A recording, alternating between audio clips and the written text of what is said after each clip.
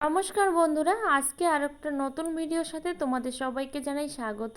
আজকে আমি তোমাদেরকে দেখাবো খুব সহজ পদ্ধতিতে কিভাবে হাঁসের মাংস মাটির উনুনে রান্না করা যায়। তো আলুটা খুব ভালো করে ভেজে নিয়েছি, তারপর এর মধ্যে দিয়ে দিচ্ছি এখন আমি পেঁয়াজ কুচি। তো পেঁয়াজগুলো একটু বড় সাইজের কেটেছি, তোমরা তোমাদের সাইজ অনুযায়ী কিন্তু অবশ্যই কেটে নেবে। তার মধ্যে এখন দিয়ে দিলাম আমি রসুন বাটা। তো এবার আমি খুব ভালো করে কিন্তু কষিয়ে নেব। জালটা খুব বেশি দেওয়া যাবে না, তাহলে কিন্তু পুড়ে যাবে। কয়েকটা শুকনো লঙ্কা কুচি আর কয়েকটা তেজপাতা কিন্তু দিয়ে দিচ্ছি। পরে দিয়ে দিলাম কাঁচা লঙ্কা কুচি। আর যেসব বন্ধুরা আমার চ্যানেলে নতুন, অবশ্যই চ্যানেলটা সাবস্ক্রাইব করে পাশে থেকো, অল নোটিফিকেশানটি অন করে দিও নিত্য নতুন ভিডিও পাওয়ার জন্য। এবার আমি কিন্তু হাঁসের মাংসটা একদমই ম্যারিনেট করিনি, ম্যারিনেট ছাড়াই কিন্তু এখন আমি কড়াইতে দিয়ে দিচ্ছি, কারণ এটা কষতে কষতেই কিন্তু হয়ে যাবে। তো একটু টাইম নিয়েই কিন্তু রান্নাটা করতে হবে, আর খুব সহজ পদ্ধতিতেই কিন্তু আমি রান্নাটা তোমাদেরকে করে দেখাবো। আর অবশ্যই কিন্তু কাঠের জালের উনুনটা যেন আস্তে আস্তে জ্বলে, না হলে কিন্তু খুব তাড়াতাড়ি তেলটাও নষ্ট হয়ে যাবে আর মশলাটাও কিন্তু পুড়ে যাবে। সেই জন্য তোমাদেরকে কিন্তু অবশ্যই ভেবে চিন্তেই কিন্তু জালটা দিতে হবে।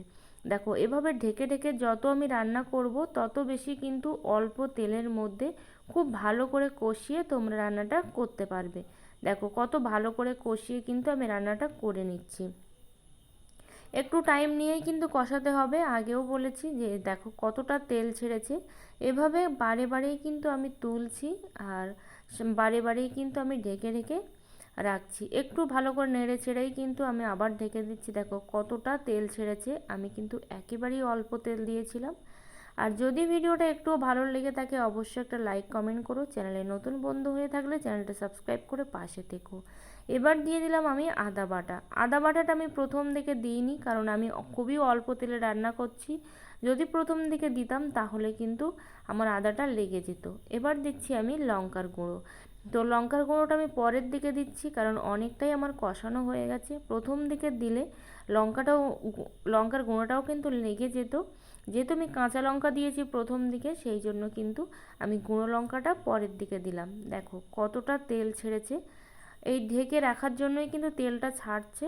তো যত বেশি ঢেকে ঢেকে তোমরা রান্না করবে, অল্প তেলে কিন্তু তোমরা রান্নাও করতে পারবে, সাথে কিন্তু অনেকটাই তেল বের হবে।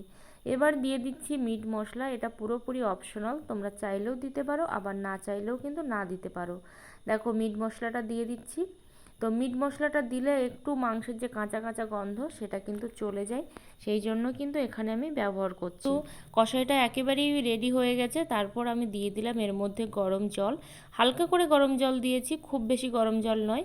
তো তোমরা চাইলে এখানে ঠান্ডা জলও দিতে পারো, একটু গরম জল দিলে খুব তাড়াতাড়ি সেদ্ধও হয়ে যায় আর রান্নাটাও কিন্তু ঝটপট করে হয়ে যায়। যেহেতু হাঁসের মাংস একটু বেশি সময় ধরে না ফোটালে কিন্তু সেদ্ধটাও কম হয় হাড়গুলো, সেই জন্য কিন্তু একটু বেশি সময় ধরেই কিন্তু আমি ফুটিয়ে নিচ্ছি। এবার আমি দিয়ে দিচ্ছি মরিচ, আর সাথে হচ্ছে এলাচ আর লবঙ্গ বাটা। তো মরিচ দিলে একটু ভালো টেস্টি হয়, সেই জন্য কিন্তু আমি মরিচ দিয়ে দিয়েছি। তোমরা যদি মরিচ পছন্দ না করো, দেওয়ার কিন্তু প্রয়োজন নেই। তারপর আমি জিরে মরিচ আর ধনের যে গুঁড়োটা করে রেখেছিলাম সেটা কিন্তু আমি দিচ্ছি। কোনো রকম বাটা মশলা এখানে আমি দিইনি, গুঁড়ো মশলাই কিন্তু এখানে দিচ্ছি। তো আরও বেশি কিন্তু আমাকে ফোটাতে হবে তরকারিটা, একটু সময় থাকতেই কিন্তু আমি মশলাটা দিই, যাতে করে কিন্তু খুব ভালো একটা ফ্লেভার আসে। এবার দেখো আমি নামিয়ে নিয়েছি, আমার তরকারিটা কিন্তু রেডি। যদি ভিডিওটা একটু ভালো লেগে থাকে অবশ্যই কিন্তু বাড়িতে ট্রাই করো এইভাবে হাঁসের মাংস, জাস্ট অসাধারণ লাগবে কিন্তু খেতে। তো আশা করি ভিডিওটা তোমাদের ভালো লাগবে, একটা কিন্তু লাইক আর কমেন্ট করতে ভুলো না।